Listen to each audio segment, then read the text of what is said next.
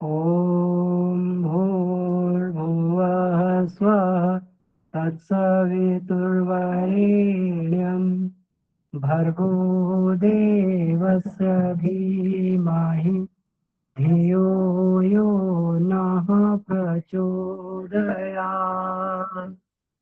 ॐ गुरुब्रह्मा गुरुर्विष्णुः गुरुरेव महेश्वर गुरुरेव परब्रह्म तस्मै श्रीगुरवे नमः। ॐ अखण्डमण्डलाकारं व्याप्तं येन चराचरं तत्पदं दर्शितं येन तस्मै श्रीगुरवे नमः। तस्मै श्रीगुरवे नमः।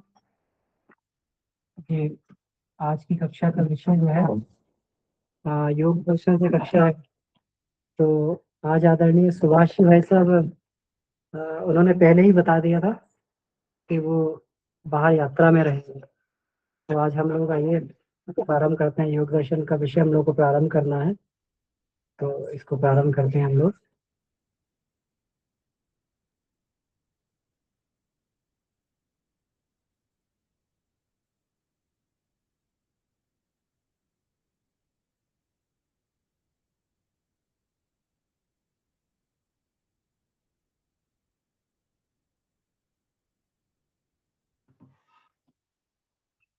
पिछली कक्षाओं में योग दर्शन की भूमिका पर हम लोगों ने चर्चा की थी। तो 3 कक्षाएं इसकी योग दर्शन की भूमिका पर हुई हैं। अब इसके बाद में हम लोग योग दर्शन प्रारंभ करने के लिए जा रहे हैं। तो आज योग दर्शन के हम लोगों को 5 सूत्रों पर चर्चा करनी है, पहले 5 सूत्रों पर। तो आइए इसको हम लोग देखते हैं। तो इसमें जो सबसे पहला पाद है समाधि पाद है। तो 4 पाद हैं इसमें योग दर्शन में, जो भूमिका में चर्चा हो चुकी है। और अलग अलग पादों के विषय में उसका वैशिष्ट्य क्या है, उसका जो है हर एक जो पाद है उसका मूल आधार क्या है। तो ये सारी विषयों पर चर्चा हो चुकी है। तो अब आज हम लोग समाधि पाद का जो विषय है इसको प्रारंभ करने के लिए जा रहे हैं। और इसके पहले 5 श्लोक, तो आइए इसको प्रारंभ करते हैं।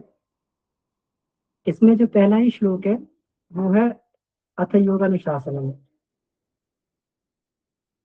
अथ योग अनुशासन मतलब कि अब इसमें हम लोग जो योग विषयक अनुशासन का प्रारंभ करने के लिए जा रहे हैं। तो अथ जो है इसमें मंगलवाची शब्द है, तो मंगलवाची शब्द के रूप में इसका प्रयोग किया गया है। तो यहाँ पर जो ये अनुशासन शब्द है, अनुशासन का मतलब ये है, अर्थ का मतलब है कि अनुशासन का मतलब है जो लंबे काल से चली आ रही परंपरा, लंबे काल से जो अनादि काल से चली आ रही परंपरा। अब अनुशासन 2 परिप्रेक्ष्य में लिया जाता है। एक अनुशासन का मतलब ये हुआ कि कुछ खास नियमों के अनुसार मनुष्य अपने जीवन को व्यतीत करता है, कुछ नियमों के अनुसार चलता है, उसको हम लोग अनुशासन बोलते हैं। और एक हमारा अनुशासन ये है कि ये परंपरा जो है अनादि काल से चली आ रही है। और इसमें ये बात यूं कही गई, आत्मबोध के लिए ही अनुशासन शब्द से योग की अनादिता वर्णन की गई है। आत्मबोध के लिए योग ही सर्वोत्तम साधन है। योग के लिए बाहरी वस्तु की आवश्यकता नहीं है। शारीरिक श्रम और संयम साधना से ही योग के द्वारा मोक्ष की अनुभूति की जा सकती है, इसमें ये बात कही गई है। तो इसके अलग अलग साधन भी हैं, जैसे ध्यान योग, ज्ञान योग, कर्म योग, राजयोग, सांख्य योग, हठ योग। अब इसमें यहाँ पर पतंजलि के योग की जो बात कही गई है, तो जो पतंजलि के योग को राजयोग बोला गया है। राजयोग का मतलब ये हुआ जिस तरीके से ये सबके लिए सुलभ है। राज का मतलब सबके लिए सुलभ, जैसे राजपथ होता है, उस राजपथ पर हर कोई व्यक्ति निकल सकता है, हर कोई व्यक्ति चल सकता है। राजमार्ग होता है, तो राजमार्ग पर सभी लोग जाते हैं। इसी प्रकार राजयोग, हो सकता है कि कुछ योग जो है उनमें कुछ विशेष नियम उपनियम अनुशासन का पालन करना पड़ता है, लेकिन राजयोग ऐसा सुलभ योग है, इसको कोई भी सामान्य व्यक्ति से प्रारंभ करके और उच्चतम स्थिति तक पहुंच सकता है। उच्चतम स्थिति जिसे कैवल्य बोला गया, वहां तक व्यक्ति पहुंच सकता है। तो यहाँ पर ये योग अनुशासन के रूप में यही बताया गया है कि अनादिकाल से चली हुई परंपरा है और एक निश्चित अनुशासन का पालन इसमें किया जा सकता है। निश्चित अनुशासन का पालन करके साधक आत्मबोध तत्वबोध के अधिकारी बन सकते हैं। तो यहाँ पर अनुशासन शब्द दो अर्थों में प्रयुक्त हुआ है। अब इसके बाद में हम लोग आगे बढ़ते हैं। तो आगे के जो दूसरा श्लोक है, तो बड़ा ही प्रचलित श्लोक है, हम लोग इसको बार बार चर्चा करते हैं। योग चित्त वृत्ति निरोधा, योग चित्त वृत्ति निरोधा, चित्त की वृत्तियों का सर्वथा रुक जाना अथवा नियंत्रित हो जाना योग है। अब ये यहाँ पर बहुत ही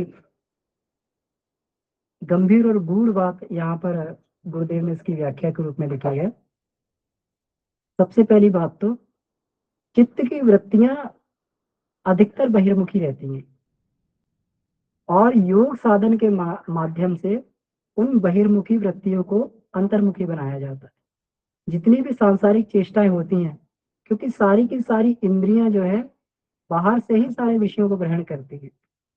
हम लोग जीभ से रस को ग्रहण कर रहे हैं तो बाहर से ग्रहण कर रहे हैं, आंखों से अगर हम लोग ये देख रहे हैं तो बाहर का दृश्य देख रहे हैं, कान सुन रहे हैं तो बाहर की चीज सुन रहे हैं।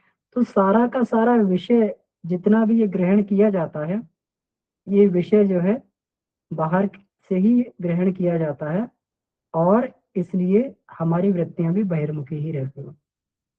तो बहिर्मुखी को अंतर्मुखी करना आध्यात्मिक चिंतन में लगाना, अंतर्मुखी करना आध्यात्मिक चिंतन में लगाना ही वृत्तियों का निरोध कहलाता है। ये बात बहुत महत्वपूर्ण है। यहाँ पर निरोध का मतलब क्या हुआ? वृत्तियां निरुद्ध हो गई, मतलब इनका वृत्तियां जो है जिसको ये कहते हैं कि इनकी चंचलता समाप्त हो गई है ना, निरुद्ध हो गई। तो इसका मतलब ये हुआ कि अंतर्मुखी हो गई, इसको आध्यात्मिक चिंतन में लगा दिया गया। इसी को योग कहा जाता है, यही योग है। अब यहाँ पर ये बताया गया है कि जिस प्रकार पृथ्वी पर जो जल है, पृथ्वी का जल कहीं मीठा होता है, कहीं खारा होता है। तो ये किस वजह से है? अब अगर हम लोग ये देखें कि नदी में जल मीठा होता है, समुद्र में जाते ही खारा हो जाता है, तो पृथ्वी का अलग जगह का अलग अलग स्वभाव होने के कारण वहां का जल उस तरीके से बन जाता है। इसी प्रकार चित्त जिस प्रकार के विषयों को ग्रहण करता है, उसी प्रकार जो है चित्त की वृत्तियां बनती हुई चली जाती हैं। उसी प्रकार जो है चित्त राग द्वेष में परिवर्तित होता रहता है। अब इसमें ये कहा है जिस प्रकार पवन के वेग से जल में लहरें उठती हैं, जब हवा चलती जल में लहरें उठती हैं, उसी प्रकार जब इंद्रियां जो है, इंद्रियों के माध्यम से हम लोग बाहर के विषयों को ग्रहण करते हैं, जो भी हम लोग चर्चा कर रहे थे, हम देख रहे हैं, खा रहे हैं, सुन रहे हैं, बाहर के विषयों को ग्रहण करते हैं। तो बाहर के विषयों को ग्रहण करके जो चित्त आकृष्ट होता है, परिवर्तित होता है, उस समय जो चित्त में परिवर्तन होते हैं, इन परिवर्तित आकारों को ही चित्त की वृत्तियां बोलते हैं। मतलब जो चित्त बदलता रहता है बाहर के विषयों को ग्रहण करके, जो बाहर के विषय हैं उनसे जो परिवर्तन होता रहता है, इसी को चित्त की वृत्ति कहते हैं। जैसे मान लीजिए हमने किसी चीज को देखा और बहुत सुंदर लगी, हमें बहुत सुंदर लगी, मन को बहुत अच्छी लगी, तो क्या हुआ, चित्त में एक वृत्ति उठी, ये तो बहुत सुंदर है। अब यही वृत्ति जो है, जब एक ये बात बन गई, एक स्मृति हमारे अंदर बन गई, चीज तो बहुत सुंदर है, तो जब जब भी वो स्मृति उभरती है, जब जब स्मृति उभरती है, तब जो है चित्त में वही वृत्ति उठने लगती कि वो चीज बहुत सुंदर थी, हमने देखी थी और वो बहुत सुंदर थी। तो इस प्रकार से जैसे हम किसी विषय को ग्रहण करते हैं, तो चित्त में कुछ ना कुछ परिवर्तन होता है और उस परिवर्तन के कारण जो है वो वृत्ति चित्त में उठने लगती है। इसी को ही चित्त की वृत्ति बोला गया है। अब चित्त की वृत्ति अनंत है क्योंकि विषय भी अनंत है। इस प्रकार से हम लोग ये देखें कि कोई भी मिठाई बनाई जाए उसमें दो तीन चीजें मुख्य रूप से होती है। क्या होता है? दूध होता है, चीनी होती है और अन्न होता है। अभी तीनों का मिश्रण करके आप ये देख लीजिए संसार में अनंत मिठाइयां बन जाती है, अनंत अनंत मिठाइयां बन जाती है, लेकिन होती है तीन ही चीजें मुख्य रूप से। तो इसी प्रकार से इंद्रियों के अनंत विषय होने के कारण चित्त की अनंत वृत्तियां बन जाती हैं। अनंत वृत्तियां जो है चित्त में आदतों के रूप में जो है ये बैठ जाती है, चित्त में जाके समाहित हो जाती है। जब अब इसमें ये कहा गया जब वायु की तीव्रता समाप्त होती है, वायु की तीव्रता समाप्त होती है तब लहरें विनिष्ट हो जाती हैं और जल अपने स्वरूप में स्थित हो जाता है। उसी प्रकार चित्त की यौगिक क्रियाओं के द्वारा बाहरी और भीतरी परिणामों का त्याग करके अपने निज रूप में स्थित हो जाता है। यौगिक क्रियाओं के द्वारा हम लोग यही प्रयत्न करते हैं। प्राणायाम में क्या प्रयत्न किया जाता है? अभी तो प्राणायाम में हम लोग ये सोचते हैं कि प्राणायाम कर रहे हैं, है ना, तो सांस खींच रहे हैं, सांस अंदर आ रही है, छोड़ रहे हैं। लेकिन आगे चल के हम लोग इसी में बढ़ेंगे कि प्राणायाम जो संकल्पों विकल्पों का त्याग है। जब तक संकल्प विकल्प अंदर उठ रहे हैं, जब लोग ध्यान इत्यादि भी करते हैं तो प्राणायाम का सहारा लेते हैं।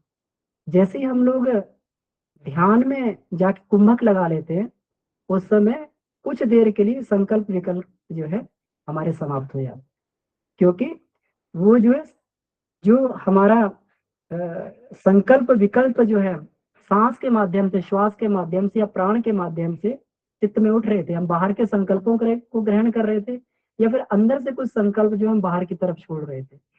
तो ये जो है श्वास को रुकने के साथ में कुछ देर के लिए जब संकल्प और विकल्प जब हमारे शांत हो जाते हैं तो उस समय वृत्तियां कुछ देर के लिए ठहर जाती हैं।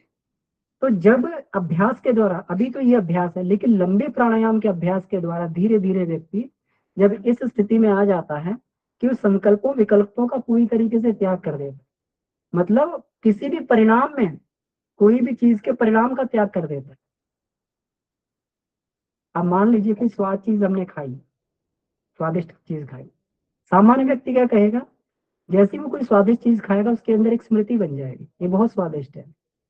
तो कुछ समय बाद फिर उसकी स्मृति उठेगी, वो तो चीज बहुत अच्छी थी, उसको खाना चाहिए। फिर अंदर से स्मृति उठेगी, क्योंकि उसके परिणाम को कहीं ना कहीं जो है हमने उसको अपने अंदर समाहित कर लिया, उसके परिणाम। लेकिन योगी यही करता है, कोई परिणाम को अपने अंदर समाहित नहीं होने देता। जो चीज जिस समय आई साक्षी भाव से उसको ग्रहण किया और उसके परिणाम को वहीं त्याग दिया। मतलब ये चीज खाई गई थी तो स्वाद के लिए नहीं खाई गई थी। इस चीज को अगर ग्रहण किया गया था तो ये उस दृष्टि से ग्रहण किया गया था कि पेट की भूख या क्षुधा की तृप्ति के लिए ये हो गई और इसका इसका इसका जो उद्देश्य खत्म यहीं पर। तो इस तरीके से जब ये धारणाएं परिपक्व होने लगती है तब व्यक्ति संकल्प विकल्प के द्वारा उठने वाले जो परिणाम होते हैं उनका परित्याग कर देता है। जब परिणाम का परित्याग कर देता है तो जो परिणाम के कारण जो चित्त में वृत्तियां उठ रही थी, अंदर से वृत्तियां उठ रही थी उस परिणाम के कारण, तो फिर वो सारी वृत्तियां उठनी बंद हो जाती है, चित्त स्थिर हो जाता है। जैसे हवा चलनी बंद हो जाती तो लहरें अपने स्वरूप में, पानी अपने स्वरूप में स्थिर हो जाता है, शांत हो जाता है। उसी प्रकार से मनुष्य का चित्त भी शांत हो जाता है, तब व्यक्ति साक्षी भाव में, दृष्टा भाव में आ जाता है। वो संसार में रमण करता हुआ भी किसी संकल्प विकल्प को परिणाम में नहीं बदलने देता, उसके रिजल्ट में नहीं बदलने देता। उसको लिया कर्तव्य भाव से ग्रहण किया और उसको वहीं पर वहीं समाप्त कर दिया। तो ये यहाँ पर इस बात को ये कहा गया। तो अपने निज रूप में चित्त जब स्थित हो जाता है, निज रूप क्या है? हमारा आत्म स्वरूप निज रूप। अभी तो जैसे ही कुछ ये उठता है तो मन के विषय पे हम लोग उतर आते हैं, जीवात्मा मन के विषय पे उतर आते, थोड़ा भी आत्म स्वरूप में स्थित हुए जाकर फिर कोई ना कोई बात आई और फिर मन के विषय में उतर आए, बुद्धि के तल पे आ गए, मन के विषय पे। और मन में भी कई प्रकार की परतें हैं। कहीं जो है वो हमारा प्रबुद्ध मन काम कर रहा है, कहीं पे प्रवृत्त मन काम कर रहा है, कहीं पे अध्यात्म मन काम कर रहा है। इस पे भी अलग अलग परतें हैं। अलग अलग परतों में जो है व्यक्ति वृत्तियों के अनुसार इधर उधर इसमें भटकता रहता है। तो लेकिन जब इस चीज का ये हो जाता तो चित्त निरुद्ध हो जाता, जब परिणाम का त्याग कर देता। अब ये देखिए चित्त की 5 अवस्थाएं इसमें बताई गई। मूढ़, क्षिप्त, विक्षिप्त, एकाग्र, निरुद्ध। ये 5 अवस्थाएं बड़ा ही महत्वपूर्ण विषय है। बहुत अच्छा इसमें ये बताया गुरुदेव ने कि चित्त जो है 5 अवस्थाओं में रहता है। मूढ़, जितने भी हमारे जीव हैं। तो अब मूढ़ अवस्था क्या हुई, देखिए।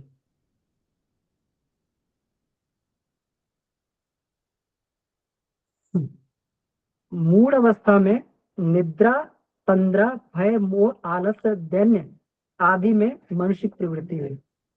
ये मनुष्य की सबसे निकृष्ट स्थिति है, जिसको मूढ़ अवस्था बोलते हैं, है ना। कहते ही तो मूढ़ मती है, इसको कुछ भी कोई भी बात समझ में नहीं आती, कुछ भी बात बोलते हैं इसकी समझ में, इसकी इसकी जो उसमें उतरती नहीं, भेजे में नहीं उतरती, कभी कभी इस तरीके से बोल देते।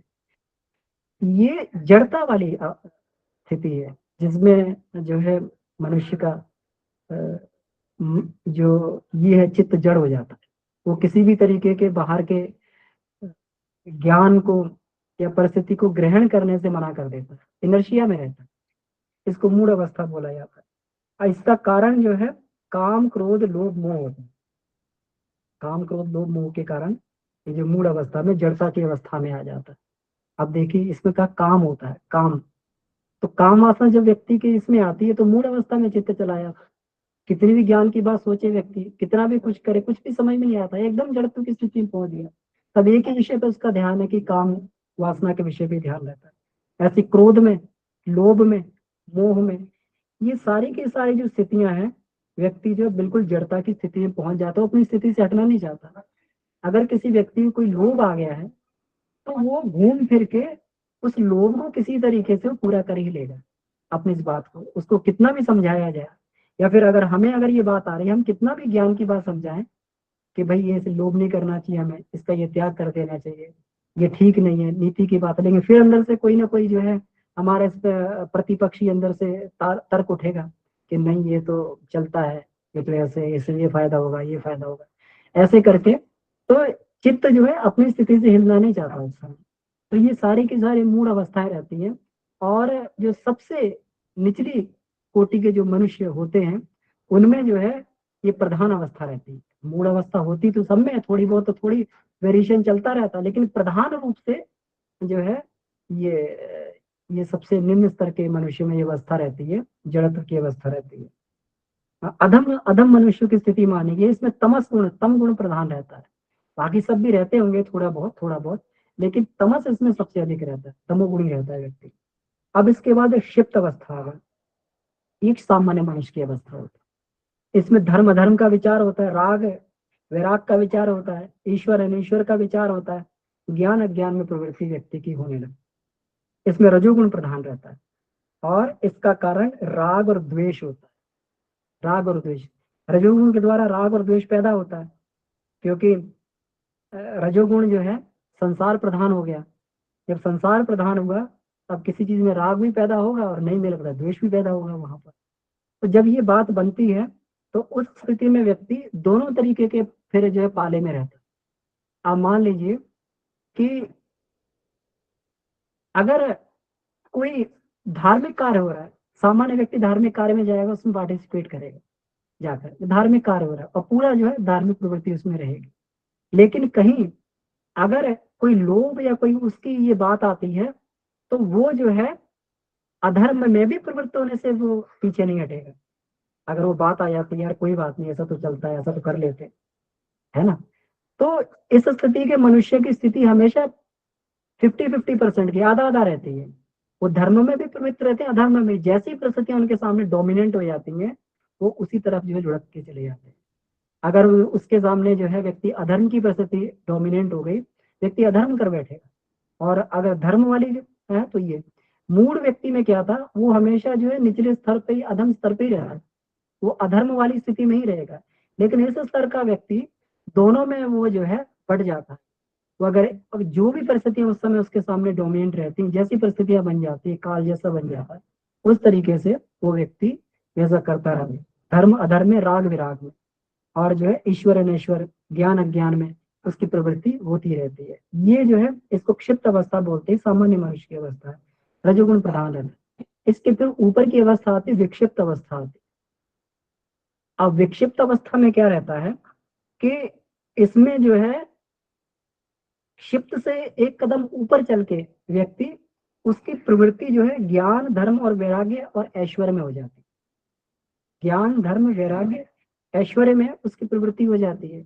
मतलब अब ये कह सकते हैं कि 80-20 का रेशियो रह गया कि अगर मान लीजिए कि थोड़ा बहुत अगर कोई कठिन परिस्थिति आ भी गई तो व्यक्ति जल्दी धर्म को नहीं छोड़ेगा कि मुझे तो चलना ही है ना, कि मुझे तो ये काम करना ही करना, धर्म को जल्दी कहीं वो छोड़ेगा नहीं, क्योंकि उसमें ये सतोगुण उस समय अधिक बढ़ जाता।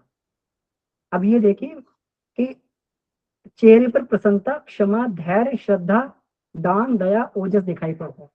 मुख्य रूप से ये जो परिस्थितियां जो है, ये वृत्तियां डोमिनेंट रहती हैं, तो इसलिए व्यक्ति जो है ज्ञान धर्म और वैराग्य में इसमें प्रवृत्त रहता है। इसमें सतोगुण की प्रधानता रहती है। जो हमारा क्षिप्त था, क्षिप्त में रजोगुण की प्रधानता रहती थी, उसमें राग द्वेष प्रधान था वहां पर, लेकिन यहाँ पर सतोगुण प्रधान हो जाता है और रजोगुण का थोड़ा सा विक्षेप रहता है। कभी कभी रजोगुण उदय होता है और व्यक्ति कभी कभी अपनी स्थिति से च्युत भी हो जाता है, नीचे भी गिर पड़ता है, लेकिन उसको मालूम रहता है, बोध रहता है कि भाई मेरा तो जो है मूल स्थिति मेरी जो है ये नहीं है, मूल स्थिति तो मेरी जो है उच्च स्थिति है। तो तुरंत व्यक्ति संभल के ऊपर को उठा, इसलिए थोड़ा सा इसमें विक्षेप रहता है, इसलिए इसको विक्षिप्त स्थिति बोलते हैं। जब ये विक्षिप्त स्थिति रहती है तो इसमें क्या होता है कि ये अवस्था उन जिज्ञासुओं की होती है जो अध्यात्म पथ के पथिक बनने की भावना रखते हुए उस पर चलने के लिए प्रयत्नशील रहते हैं। मतलब जो अध्यात्म का रास्ता जिन्होंने पकड़ लिया, जिनको मालूम है कि हमारा अंतिम लक्ष्य जो है आत्म तत्व की प्राप्ति करना है, परमात्म तत्व की प्राप्ति करना है, ये रहता है। लेकिन थोड़े बहुत जब सांसारिक विक्षेप आते हैं तो उनको हिला देते हैं, थोड़ा डिगा देते हैं, व्यक्ति थोड़ी देर के लिए तो अपनी स्थिति से जो है गिर जाता है, लेकिन तो पुनः जो है उठ जाता है। इसलिए वो उस समय जो, इसलिए ये वाली स्थिति जो है उससे ये ऊपर होती है। अध्यात्म स्थिति के जिज्ञासु की ये वाली स्थिति रहती है और वो हमेशा अध्यात्म मार्ग पर ये बढ़ते रहते हैं, विक्षिप्त अवस्था। अब इसके बाद और जब ये आगे की स्थिति रुक आती है, या रजोगुण तमोगुण के विक्षेप रुक जाते हैं, रजोगुण और तमोगुण के विक्षेप, अभी विक्षेप आ रहे थे, व्यक्ति अपने पथ से, गाड़ी उसकी डीरेल हो रही थी, थोड़ा पथ से भटक गया था। मान लीजिए कि साधना चल रही है तो 10 दिन 15 दिन 20 दिन साधना चली, थोड़ा सा विक्षेप आ गया, कोई कई कई साधक बताते हैं क्या हुआ कि वो कोई कहीं कोई पार्टी में चले गए या कहीं वो चले गए, कुछ जो है कहीं से दूषित कुछ ग्रहण कर लिया किसी के द्वारा भी, तो वो जो है मन में कुछ वैसे संस्कार बने, तो जो है अपना व्यक्ति थोड़ा सा वहां से इन दूषित संस्कार के कारण जो है थोड़ा सा उसके अंदर विक्षेप आता है, मान लो थोड़ा सा अपने रूटीन से गड़बड़ा जाता है। जो उसकी आध्यात्मिक क्रिया जो ये चल रही थी, जो अपना ये कर रहा था, रूटीन कर रहा था, वहां से थोड़ा सा जो हट जाता है। लेकिन उसको मालूम है जैसे ये चीजें फिल्टर आउट हो जाती है, क्योंकि उसको मालूम है उसकी मूल स्थिति उच्च स्थिति है। बंद कर दे इसको। तो जैसे ही वो स्थिति जो है ये हट जाती है तो व्यक्ति तुरंत अपनी मूल स्थिति में आ जाता है। तो इसलिए इसको जो है विक्षेप वाली, इसमें ये वाला ये रहता है। लेकिन अब इसके बाद में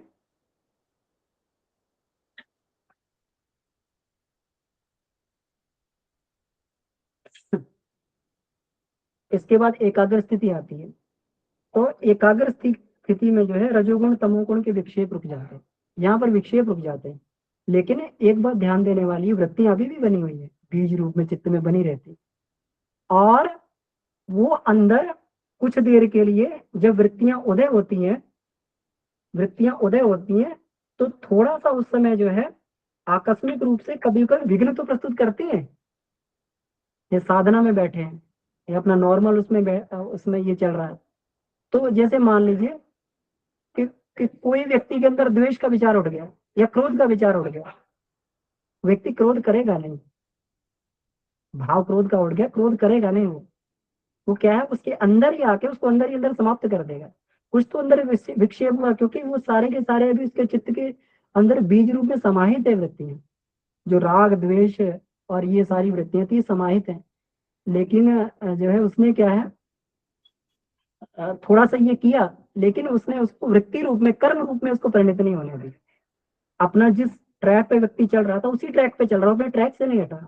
तो इसको बोलते हैं एकाग्र अवस्था, जहां पर रजोगुण तमोगुण के विक्षेप रुक जाते हैं और वृत्तियों का प्रभाव एक ही दिशा में चलता रहता है, एक ही दिशा में वृत्तियां एक ही दिशा में चलती रहती है। व्यक्ति सतोगुणी रास्ते पे ही चलता रहता है, अपनी स्थिति से गिरता नहीं है।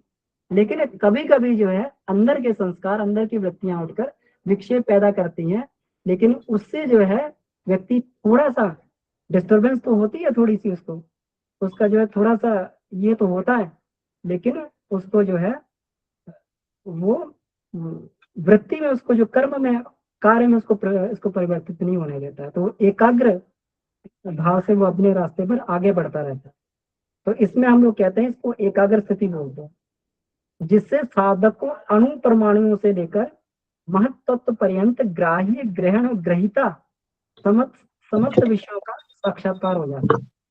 अणु परमाणुओं से लेकर और महत्त्व, अणु परमाणुओं से लेकर महत्त्व हो गया, अणुरणीय महत्व महीन, जिसको बिंदु साधना बोलते हैं, है ना। अणु में भी ईश्वर, परमाणु में भी ईश्वर को देखा और महत्त्व में भी। और ग्राह्य ग्रहण और ग्रहीता कौन है, ये सारे के सारे विषयों का उसको साक्षात्कार हो जाए। तो इसको संप्रज्ञात योग समाधि बोलते हैं। तो आगे चल के हम लोग जो है संप्रज्ञात और असंप्रज्ञात समाधियों के बारे में ये करेंगे। इसमें सविकल्प, निर्विकल्प, सविचार निर्विचार समाधियां आएंगी, समीप निर्भीत समाधियां आएंगी। तो इसको जो है संप्रज्ञात समाधि भी कहते हैं। मतलब एक ही स्थिति में हम लोग आगे बढ़ते जा रहे हैं, तो ये अवस्था योगियों की होती है। इसके बाद इसके भी आगे निरुद्ध अवस्था आ जाती है।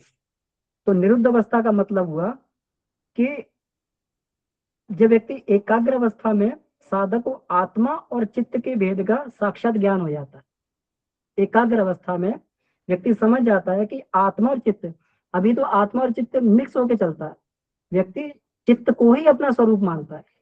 चित्त में अगर कोई वृत्ति उठ रही है, कुछ कोई विषय का सेवन करने का मन कर रहा है, तो व्यक्ति कहेगा कि ये मेरा मन कर रहा है, ये कहेगा कि मेरा ये ये जो है मुझे आवश्यकता है, इस चीज की मुझे आवश्यकता है। तो जबकि अगर मान लीजिए कि कोई भी स्वादिष्ट भोजन की जो व्यक्ति को देख के उसके अंदर एक ललक पैदा हुई, या कोई भी दृश्य को देख के ये हुई, तो व्यक्ति समझेगा मेरी आवश्यकता है। लेकिन वास्तविक रूप से देखा जाए कि हमारी आवश्यकता नहीं है, ये कहीं ना कहीं मन की आवश्यकता है, कहीं ना कहीं शरीर की आवश्यकता है। आत्मा को इससे क्या लेना है। तो जब इसमें ये भेद पैदा हो जाता है कि ये मेरी जरूरत पूरी नहीं होगी, ये शरीर की जरूरत पूरी होगी, इससे मेरी आत्मा को कुछ मिलने वाला नहीं है। और जिससे आत्मा को मिलने वाला वो भी स्पष्ट हो जाएगा कि इससे मेरी आत्मा को मिलेगा। इस तत्व को ग्रहण करेंगे तो ये जो है ये आत्म तत्व इसको ग्रहण करेगा। तो जब ये भेद बिल्कुल एकदम जो है यहाँ पर ही हो जाता है, चित्त, आत्मा और चित्त के भेद का साक्षात ज्ञान हो जाता है, तो उसको विवेक ख्याति की स्थिति बोलते हैं। मतलब विवेक प्रकाशित हो जाना, इसी को स्थित प्रज्ञ स्थिति बोलते हैं। और विवेक ख्याति की स्थिति को, किंतु त्रिगुण का परिणाम होने से ये अवस्था भी सुख दुख रूप होती है। कौन सी अवस्था? एकाग्र अवस्था सुख दुख रूप होती है। भले ही हम लोग उस मार्ग पर बढ़ते जा रहे हैं, सब कुछ हो रहा है, लेकिन कहीं ना कहीं वृत्तियां तो बनी हुई हैं, और जैसे उनमें ये पैदा होता है तो थोड़ा सा ये भी होता है, लेकिन व्यक्ति अपने मार्ग पे आगे बढ़ता रहता है। थोड़ा सा चित्त में विक्षेप पैदा होता है, थोड़ा सा अंदर जो है विचलन पैदा होता है, लेकिन व्यक्ति बढ़ता रहता है। तो इसलिए ये भी सुख दुख वाली अवस्था है। लेकिन इसके बाद इससे भी व्यक्ति विरक्त होके, इसका भी परित्याग करके निरोध की अवस्था में पहुंच जाता है। मतलब जितने हमारे संस्कार के बीज हैं, ये संस्कार को धीरे धीरे जो है इनके बीजों का भी त्याग करके जब हम लोग आगे बढ़ेंगे, तो ये बताया गया है कि समाधि अवस्था में चित्त में जितने संस्कार होते हैं, इनके बीज भी दग्ध होने लगते हैं, बीज भी समाप्त होने लगते हैं समाधि अवस्था में जाके। जब व्यक्ति का चित्त जो है बिल्कुल एकाग्र हो जाता है अपने इसके साथ में, जो है ध्येय के साथ में एकाग्र हो जाता है, तो उस समय चित्त के अंदर जो बीज है धीरे धीरे वो सारे सारे बीज, और ये बीज किसी भी वृत्ति के, चाहे रजोगुणी हो, तमोगुणी या सतोगुणी हो, सारी की सारी वृत्तियों के बीज धीरे धीरे समाप्त होने लगे। तो उस समय फिर कोई भी वृत्ति जो है, जब बीज समाप्त हो जाते हैं तो विक्षेप नहीं होता। जैसे धान के छिलके पे जो है, उसको बीज से अगर चावल बना दिया जाए, उसको कितना भी बोया जाए फिर उपजेगा नहीं वो। तो कितना भी फिर कैसा भी वातावरण हो, कैसी भी परिस्थिति हो, तो वो जो है फिर चित्त में फिर प्रकट नहीं होता, असमर्थ रहता है, वो जागृत नहीं होता है। यही अवस्था चित्त की निरुद्ध अवस्था कही जाए। इसी को निरुद्ध अवस्था बोलते हैं, कि जहां पर सारे विक्षेप भी रुक गए, जहां पर कोई भी परिस्थिति में कुछ पैदा ही नहीं हो रहा, व्यक्ति समभाव में आ गया, तो यहाँ पर जो है ये निरुद्ध अवस्था कही जाती है।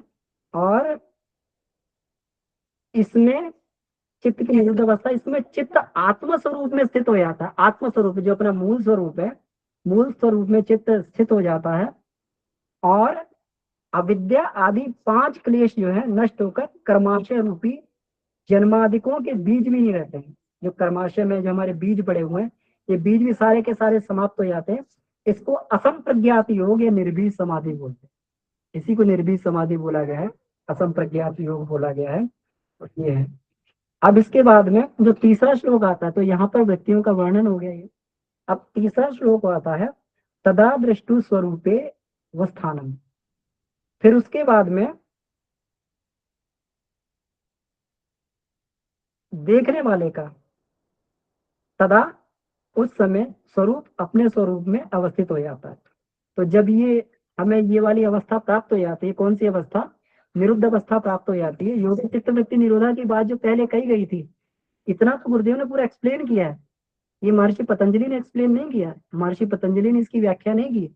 ये गुरुदेव ने चित्त की अलग अलग अवस्थाओं के बारे में अपने इसमें व्याख्यान में इस बात को लिखा, जिस बात को हमने चर्चा की। वहां तो सीधा योग चित्त वृत्ति निरोधा, योग के द्वारा चित्त वृत्तियों का निरोध हो गया, और फिर तुरंत जो अगला श्लोक आ जाता है, तब वो जो है अपने दृष्टा भाव में स्थिर हो जाता है, दृष्टा जो है अपने स्वरूप में स्थिर हो जाता है। ये तीसरा वाला श्लोक है। तो जिस प्रकार तेज हवा चलते समय पानी में विभिन्न लहरें उत्पन्न होती है, और हवा रुक जाने पर लहरें बंद हो जाती हैं, उसी प्रकार जब चित्त की वृत्तियां निरुद्ध हो जाती हैं, तब चित्त के कर्तापन के अभिमान की निवृत्ति हो जाती है, चित्त में निवृत्त हो जाती है। अर्थात चित्त का भाव नहीं रहता कि मैं सुखी हूँ, दुखी हूँ, करता हूँ, ये भाव नहीं रहता, क्योंकि किसी प्रकार का कोई बीज ही नहीं बचता है। सुख दुख वाले जितने भी क्लेश देने वाले क्लिष्ट अक्लिष्ट जितनी वृत्तियां थी, क्योंकि क्लेश तो तभी होगा, दुख तो तभी होगा जब क्लिष्ट वृत्तियां रहेंगी, आगे जो है इसमें ये बात कही गई है। तो ये भी ये समाप्त हो जाता है, व्यक्ति शुद्ध रूप में अपने अंदर स्थापित हो जाता है।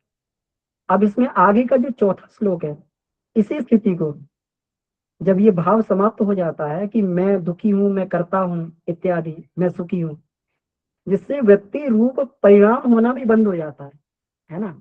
जब हम ये कोई कोई जब समय जब ये आता है, कोई परिस्थिति ऐसी आती है, हम कहते हैं मैं दुखी हूँ, तो एक परिणाम बना, और ये परिणाम हमारे चित्त में जाके वृत्ति बन गया। मैं सुखी हूँ, इसका भी एक परिणाम बना, या फिर वो परिणाम जो है कि मैं सुखी हूँ, इस कार्य को करने के कारण मैं सुखी हूँ, तो वृत्ति बन जाता है, हमारे चित्त में जाकर स्थिर हो जाता है। जब हर एक चीज में जो है जब समभाव आ गया, ना कोई सुख है ना दुख है, तो वृत्ति नहीं रहती। तो ये कर्ता भाव यहाँ पर जब समाप्त हो जाता है, इस प्रकार की अभिमान की निवृत्ति हो जाती है, तो उससे वृत्ति रूप परिणाम होना बंद हो जाता है। तब आत्मा अपने शुद्ध रूप स्वरूप का दर्शन होने लगता है। इसी को आत्मदर्शन और कैवल्य की स्थिति बोलते हैं। मतलब जब कोई भी वृत्ति अपना परिणाम उपस्थित ना करे। अब इसके बाद में अगला श्लोक जो बोलता है, वृत्ति सारूप्य मित्रत्र। तो इसमें ये बात ये कही गई है, दूसरी अवस्था में वृत्ति सारूप्य वृत्तियों के समान रूप वाला होता है। मतलब जब वृत्तियां निरुद्ध नहीं हुई हैं, तो व्यक्ति चित्त को ही अपना स्वरूप मानता है। अभी तो जो है केवल स्थिति में आके आत्मा को अपना स्वरूप मान रहा है, लेकिन अगर वृत्तियां निरुद्ध नहीं हुई हैं, तो चित्त को अपना स्वरूप मानता है। जब चित्त को अपना स्वरूप मानता है, जिस प्रकार की वृत्तियां उठती हैं, उसी प्रकार से व्यक्ति का जो है स्वभाव बदलता रहता है। तो इसी को जो है इस अवस्था को व्युत्थान बोलते हैं। इस स्थिति में आत्मा अपने को निज चित्त के अनुरूप ही मानता है।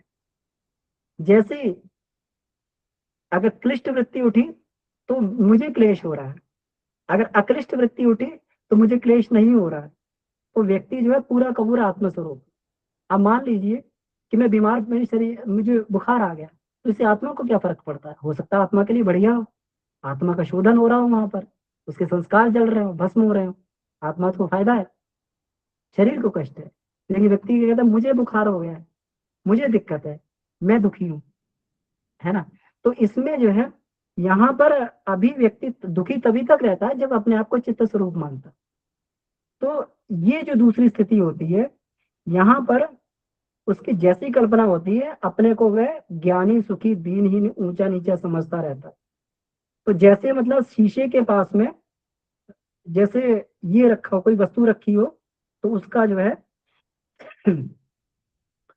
उसमें परिलक्षित होती है, उसी प्रकार आत्मा के दर्पण में वृत्तियों की उपस्थिति से वह उसी प्रकार भाषित होने लगता है। आत्मा के दर्पण में जैसी वृत्तियां हैं, तो वैसी वृत्तियां जो है आत्मा से वो उसका रिफ्लेक्शन आने लगता है। तो व्यक्ति उसी तरीके से ये अपने आप को मानने लगता है कि मेरी आत्मा भी ऐसी है। तो लेकिन हाँ, यहाँ चित्त वृत्तियों के निरोध से मुक्ति तथा व्युत्थान से बंधन होता है।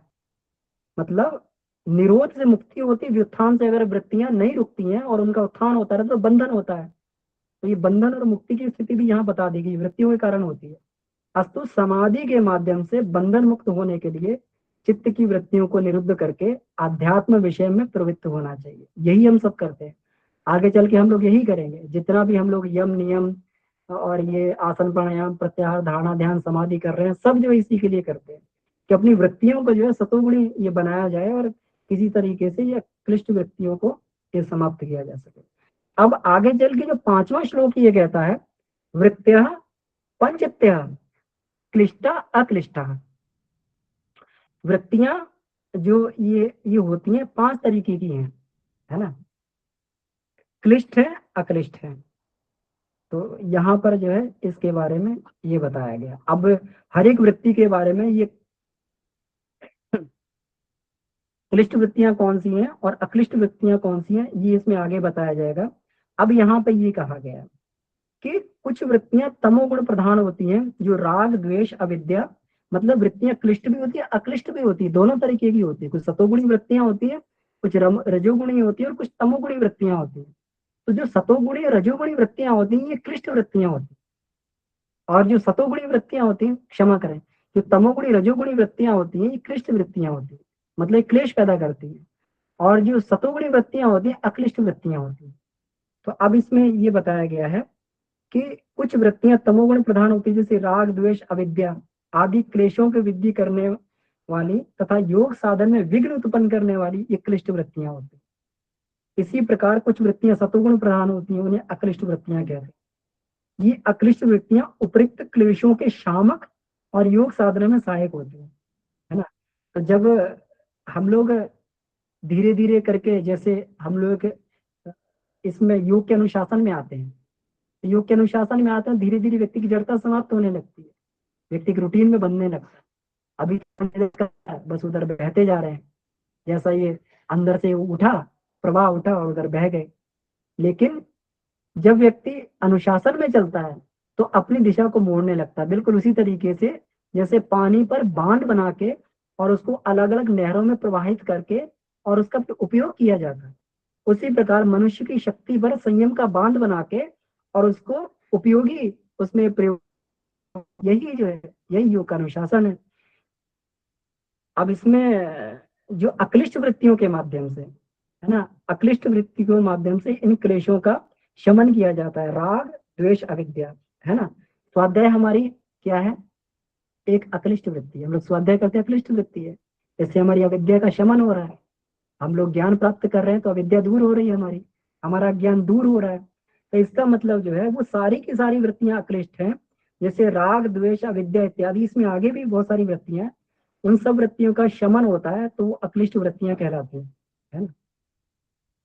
नहीं तो राग द्वेष की स्थिति में रहते थे, किसी से चिपकाव बहुत ज्यादा हो गया, लेकिन थोड़ा जब व्यक्ति का ज्ञान बढ़ता तो वैराग्य की भावना पुष्ट होती है। किसी से द्वेष हो गया तब प्रेम बढ़ा, तो इसमें जो है ये हुआ राग समाप्त, ये हुआ द्वेष समाप्त हुआ इससे। तो ऐसे करके जो है अक्लिष्ट वृत्तियां शमन करती हैं। सर्वप्रथम अक्लिष्ट वृत्तियों को ग्रहण करके, देखिए कितना बढ़िया बताया, बहुत सुंदर ये बात बताई। सर्वप्रथम अक्लिष्ट वृत्तियों को ग्रहण करके उनकी सहायता से क्लिष्ट वृत्तियों का निरोध करें। तत्पश्चात वैराग्य से अक्लिष्ट वृत्तियां भी निरुद्ध हो जाती हैं। तो जब तक हम लोग अक्लिष्ट वृत्तियों का ये कर रहे हैं, है ना, तो जब तक कृष्ट वृत्तियां हमारे अंदर है तो अक्लिष्ट का अवलंबन लेके हम लोग आगे बढ़ते हैं। और फिर जब ये कृष्ट वृत्ति शमन हो गई, अब मान लीजिए सुबह उठने के लिए ये करते थे हम लोग, है ना, अलार्म का सहारा लेते थे और ये लेते थे, लेकिन जब अभ्यास हो गया तब अलार्म का सहारा लेने की जरूरत क्या है। तब अपने आप ही जो है व्यक्ति का स्वभाव ऐसा बन जाता है। तो वैराग्य से धीरे धीरे वो भी समाप्त हो जाता है। ये सत्य है कि कृष्ण वृत्तियों के संस्कार बहुत गहराई तक जड़ जमाते हैं, बिल्कुल गहराई तक जमे होते हैं। वेद शास्त्रों गुरुजनों के उपदेशों से अक्लिष्ट वृत्तियां जो छिपी रहती पुनः जागृत हो जाती हैं, है ना। फिर भी वेद शास्त्रों और गुरुजनों के उपदेशों से अक्लिष्ट वृत्तियां जो छिपी रहती हैं, हमारे अंदर दोनों तरीके की वृत्तियां रहती हैं, अक्लिष्ट भी हो, लेकिन जैसे ही जो है थोड़ा सा हमें ये मिला, स्वाध्याय मिला, तुरंत जो है हमारे अंदर एक बल्ब सा जल जाता है, तुरंत जो है हमारे अंदर ज्ञान का प्रकाश हो जाता है, और तुरंत अपनी जो है क्लिष्ट वृत्ति को हम दबा देते हैं, नहीं ये ठीक नहीं है, ये इस तरीके से है, ये हमें ऐसा करना चाहिए, हमें आलस्य नहीं करना चाहिए, हमें प्रमाद नहीं करना चाहिए, हमें आगे बढ़ना चाहिए, हमें इसका अनुसरण करना चाहिए। तो ऐसा करके जो है ये वेद शास्त्र और गुरुजनों के उपदेशों से ये बात बन जाती है। वस्तुतः ये वृत्तियों का स्वभाव ही है कि क्लिष्ट वृत्तियां क्लिष्ट संस्कारों का, क्लिष्ट वृत्तियां जो है, जो राग द्वेष, जो अविद्या इत्यादि जो ये वृत्तियां हैं, ये क्लिष्ट संस्कारों का मतलब कुसंस्कारों का सृजन करती हैं, प्रादुर्भाव करती हैं। और अक्लिष्ट वृत्तियां जो है अक्लिष्ट संस्कारों का प्रादुर्भाव करती हैं।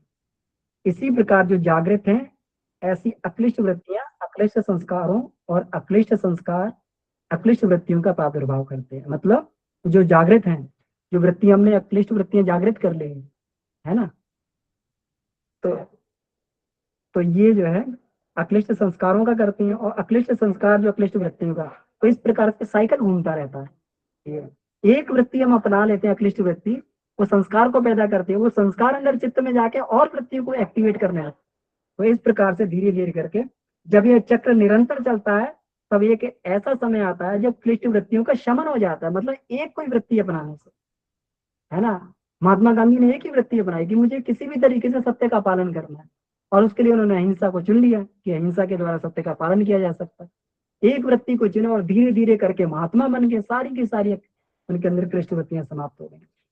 किंतु इनके संस्कार सूक्ष्म रूप से अक्लिष्ट वृत्तियों के मध्य विद्यमान रहते हैं, क्लिष्ट वृत्तियों के। इनका समापन निर्भीक समाधि में हो जाता है। निर्भीक समाधि में जैसे ही जाते हैं, एकाग्र चित्त निरुद्ध चित्त के द्वारा उनका समापन हो जाता है। जो अक्लिष्ट वृत्तियां रह जाती हैं, उनका भी वैराग्य के द्वारा निरोध हो जाता है। फिर किसी चीज की आवश्यकता नहीं, तो वैराग्य के द्वारा व्यक्ति उसे भी छोड़ देता है। अब जिस चीज का अवलंबन किया जा रहा था वो उद्देश्य तो प्राप्त हो गया, अब वैराग्य द्वारा उसका भी ये कर दिया जाता है। जब वृत्तियां निरुद्ध हो जाती हैं तो उसे असंप्रज्ञात योग की समाधि बोलते। तो ये 5 श्लोकों का इसमें ये चर्चा इसमें की गई थी। थोड़ा सा कंटेंट लंबा था, इसलिए समय थोड़ा सा और इसमें निकल गया। तो मेरा निवेदन है कि जो सभी भाई बहन इसमें अपने उपस्थित है, तो कहीं कोई इसमें बात बनती हो, चर्चा की या कुछ बात आती है, तो हम लोग उस पर चर्चा कर सकते हैं। जी जी, गोकुल जी, वैसा प्रणाम। जी भैया प्रणाम।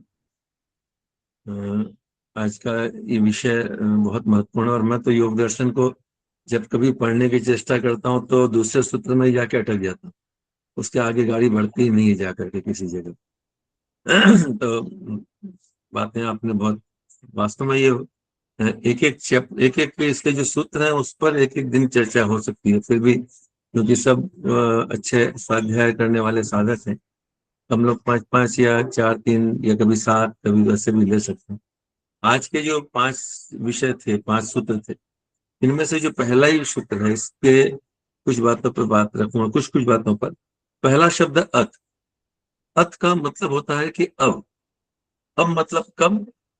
अब वो समय आया जबकि योग के अनुशासन की बात करते हैं। आदमी के जीवन में जब वो परिवर्तन का समय आता है तभी वो आगे बढ़ पाता है। तो ये अर्थ शब्द बड़ा महत्वपूर्ण होता है हम लोग के जीवन में। ये अर्थ गुरुदेव के जीवन में जब दादा गुरु का दर्शन हुआ तो कहेंगे वो अर्थ की बात है। हम लोग पंचकोश साधना आरंभ थे, उसको कहेंगे अर्थ पंचकोश साधना क्रम की बात हुई। तो मतलब अर्थ मतलब अब, इसके पहले की सारी बातों का कोई महत्व नहीं। अब योग के अनुशासन की बात करेंगे। जब जीवन के सारे थपेड़ों को सह करके आदमी मुक्ति की ओर बढ़ना चाहता है तब वहां बात आती है। उसके पहले तक वो चर्चा ही करता है। जब तक जीवन में अर्थ नहीं आता है तब तक वो आगे बढ़ नहीं पाता है। और योग का अनुशासन की बात है तो जैसा आपने बताया कि अनुशासन मतलब पहले से चले आने बात, तो एक व्यवस्था में जीने की बात। अब अगर हम इसको अपने इसमें देखें तो अभी नवरात्रि काल बीता, हम लोग 9 दिन किसी तरह एक अनुशासन में जीते हैं, किसी तरह बड़ी प्रयास करके 40 दिन के अनुष्ठान में प्रयास करके करते हैं। पर गुरुदेव के जीवन में देखें कि उनको उनके गुरु ने जो अनुशासन बताया उसको जिस तरीके से पालन किए, हम क्या उस अनुशासन को उस तरीके से पालन कर पा रहे हैं? तब हमारे जीवन में अर्थ आएगा, अर्थ योग अनुशासन की बात आएगी। चित्त और वृत्ति की जो वृत्तियों की जो बात आई उसको अगर हम बहुत सरल शब्दों में लें पंचकोश की भाषा में, तो तन्मात्राओं का जो हमारा विचार तंत्र में जो प्रभाव पड़ता है उससे चित्त का निर्माण होता है। इसीलिए मनोमय कोश में तन्मात्रा साधना पे इतना जोर दिया। तन्मात्रा साधना मतलब इन सारों के प्रभावों से मुक्त हो जाना। तन्मात्राओं का मतलब मैंने जो समझा इस बात में कि पदार्थ की हम कहते हैं ना पंचभूतों की तन्मात्रा। पंचभूतों की तन्मात्रा मतलब इन तन्मात्राओं से वो पंचभूत बने होते हैं। इसमें एक बात आई एकाग्रता की, जो 5 अवस्थाएं, इसमें एकाग्र अवस्था की बात आई। एकाग्र स्थिति की बात आती है तो अपने को गायत्री हृदयम का एकदम पहली लाइन याद आ जाती है, जहां वो लिखते हैं, भगवान गुरुदेव लिखते हैं कि भगवान बताते हैं कि ओंकार और भूर्भुव के श्वास उस परम ज्योति का संबंध है जो प्रकृति के सत और रजोगुण का स्पर्श तो करती है पर तमोगुण से सर्वथा दूर रहती है। यानी गायत्री साधना का आरंभ ही इस जगह से होता है। कौन सी जगह पे? जो एकाग्र की स्थिति है, यानी जहां पे तमोगुण और रजोगुण के विक्षेप रुक जाते हैं और सतोगुण की ओर साधक की प्रवृत्ति बढ़ने लगती है। यहीं से गायत्री हृदय में आरंभ होता है। यहीं से गायत्री हृदय में बैठना आरंभ होती है, इसको ऐसे भी समझ ले सकते हैं। उसके बाद की जो 5वें सूत्र में आया क्लिष्ट और अक्लिष्ट वृत्तियों की बात 5 तरह की, तो इसी बात को हम ये समझे तो कठोपनिषद में इसी को प्रेय और श्रेय मार्ग के रूप में बताया गया कि अलग अलग किसी भी जाएंगे तो जीवन में चीजों को 2 ही भाग में विभाजित किया जा सकता है, या तो ये या ये, या तो क्लिष्ट वृत्तियां या क्लिष्ट वृत्तियां। प्रेय पथ की माने क्लिष्ट वृत्तियां और श्रेय पथ माने अक्लिष्ट वृत्तियां। इसी को ईश्वरवास्तुपनिषद में विद्या विद्या के रूप में बताया गया, इसके रूप में चल कहा गया। तो हम लोग ये देखते हैं कि इन सारी चीजों को जब पढ़ते हैं तो बाकी चीजों से भी इसकी संगति बैठाते चले जाते हैं, तो लगता है कि इस सारी चीजों को समझना कितना जरूरी है। तो जी भैया, मैं बस इतनी बात कहना चाहता था। हम लोग और लोग भी चर्चाओं पे आप भाग लें। हाँ भाई। जी भाई साहब, बहुत बहुत आभार, बहुत बहुत धन्यवाद। इसको आपने एक नए दृष्टिकोण से जो है हम लोग कर ही रहे हैं, उस दृष्टिकोण से भी बताने का प्रयास किया। जी जी जी। और भी भाई बहनों से मेरा निवेदन है। जी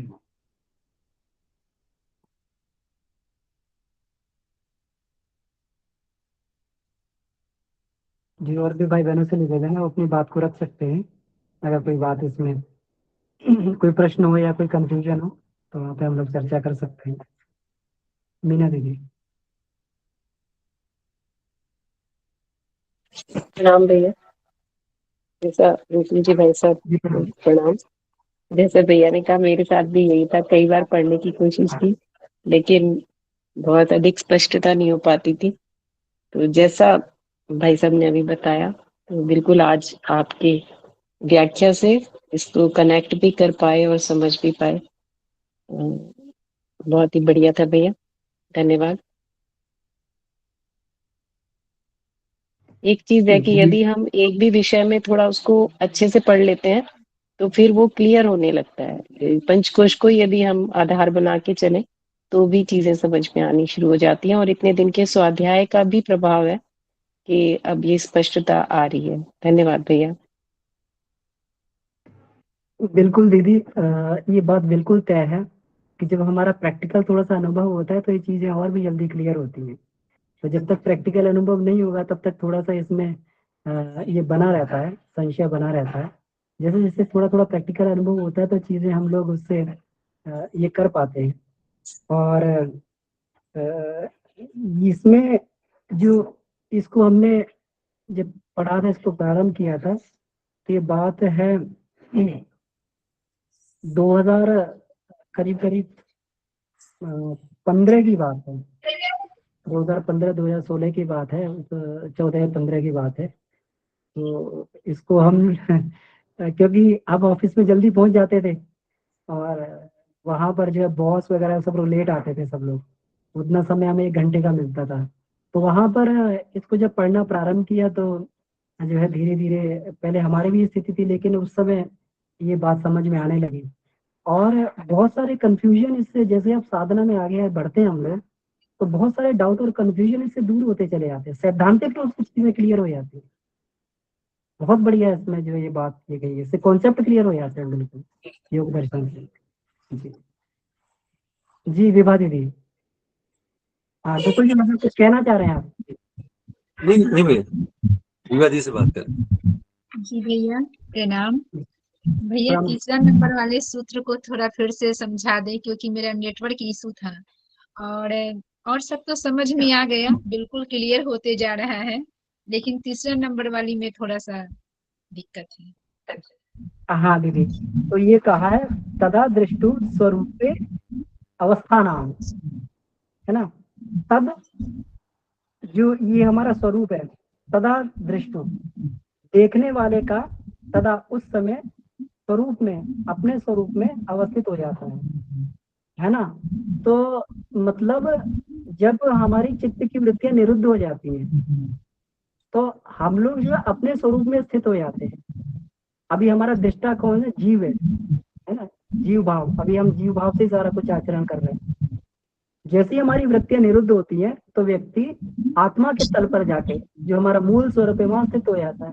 जब तक व्यक्ति के अंदर वृत्तियां जो है व्युत्थान स्थिति में रहती हैं, उत्पन्न होती रहती हैं, शमन होती रहती, उत्पन्न होती रहती हैं, तब तक व्यक्ति जो है अंतराल के अलग अलग तल पर, मन के अलग अलग तल पर, कभी जो प्रवृत्ति मन में कभी चला गया, है ना?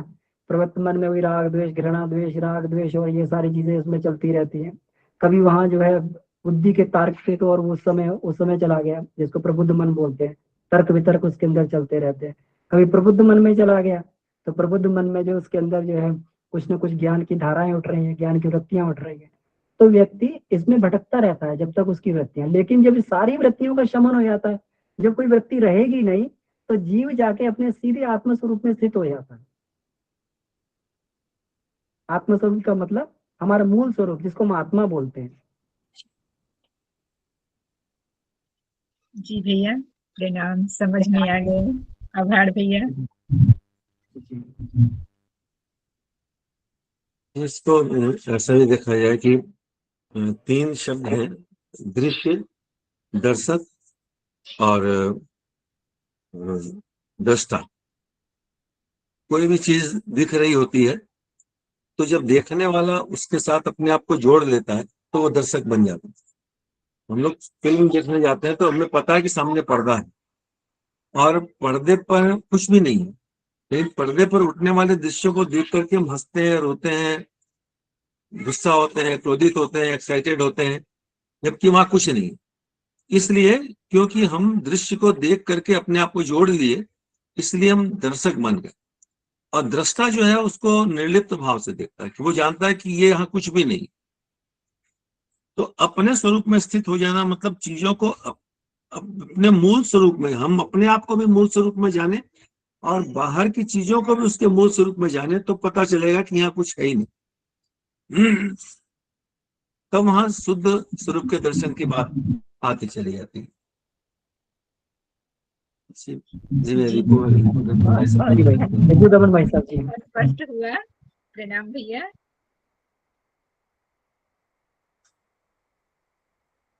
भैया जी अपने आप अनम्यूट कर अनम्यूट कर लीजिए। लें।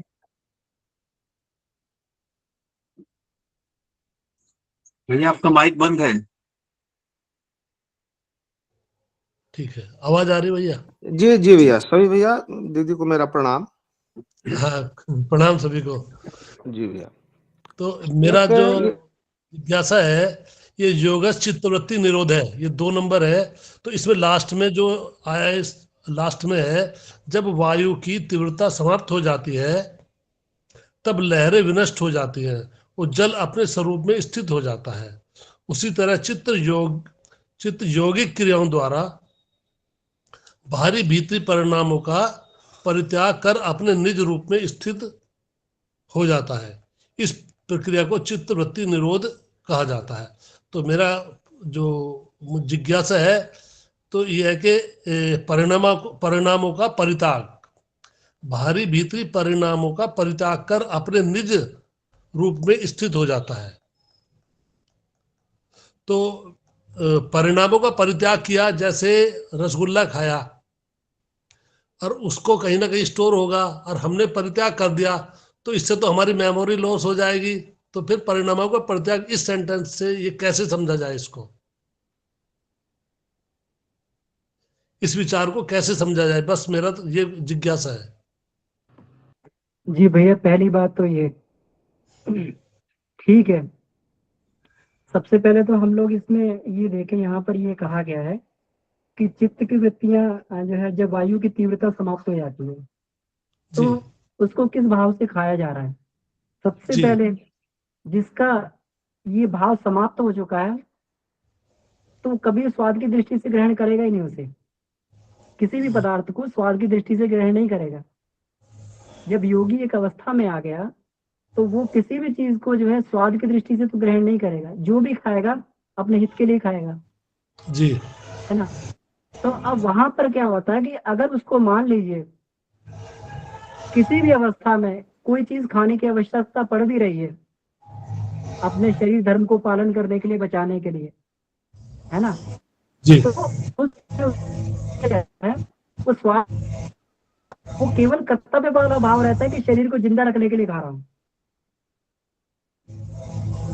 यहाँ पर ये वाला परिणाम बदल जाता है, ये कर्तव्य भाव आ गया ना।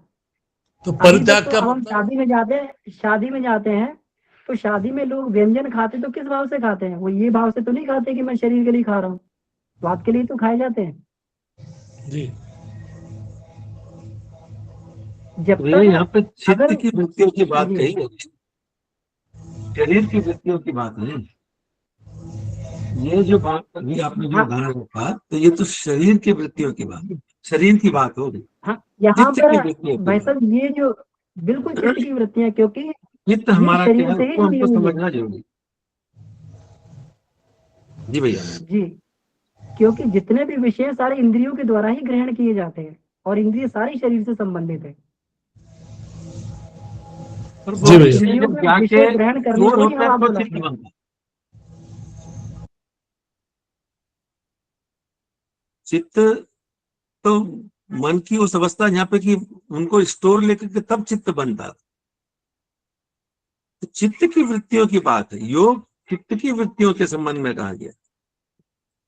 योगस चित्त वृत्ति निरोध है, चित्त की वृत्तियों को निरुद्ध करने की बात की गई।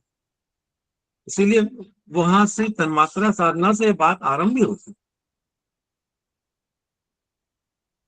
अभ्यास छोटा मोटा अलग बात है, पर चित्त किस तरह का है। हमने किसी के प्रभाव से चोरी कर ली और चोरी का हमारा चित्त है, दोनों में बहुत अंतर।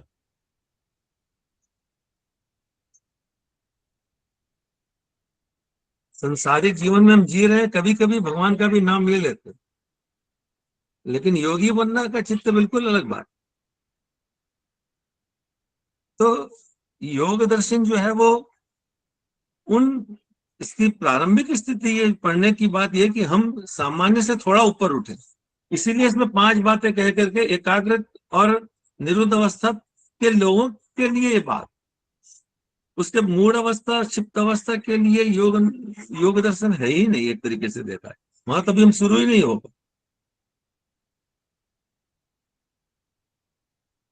तो चित्त की वृत्तियों को हम पहले चित्त को कंसंट्रेट करें कि चित्त हमारा क्या है, तब फिर उसके तब ये मन में विक्षेप क्यों होते हैं, तब उसका उदाहरण दिया जल पे हवा के कारण, क्योंकि लहर और जल में कोई अंतर नहीं। जब हवाओं का प्रभाव पड़ता तो लहर में बदलती है, लहर और जल में कहाँ अंतर है। यानी जब तन्मात्राओं का प्रभाव पड़ना बंद हो जाए तो फिर जल ही जल।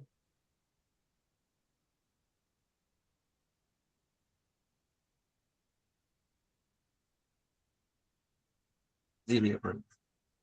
विषय बहुत ही चर्चा का है, तो अब इसे फिर हम लोग आगे चर्चा करेंगे क्योंकि समय बढ़ता जा रहा है। तो इसमें भैया ये समझा जाए कि जो लिखा है कि भैया बाहरी और भीतरी परिणामों का मतलब अच्छी इसको या फिर बुरी आगे कैसी हम भी फिर इसको आगे चर्चा करेंगे। जी भैया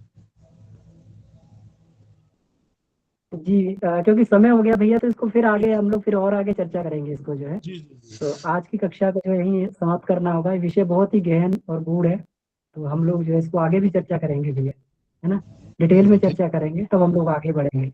जी बहुत बहुत आभार, धन्यवाद। इसी के साथ में आज की कक्षा को समाप्त करते हुए हम लोग परम पूज्य गुरुदेव वंदनीय माता जी यही सत्ता को धन्यवाद है, कक्षा को समाप्त करते हैं। आप सभी का बहुत बहुत आभार इसमें जुड़ने के लिए और जो है अपने इसमें ये बातों को रखने के, सम्मिलित होने के लिए। आइए शांति पाठ करते हैं। ओम शांति शांति शांति। जी समाप्त। सभी को प्रणाम, धन्यवाद।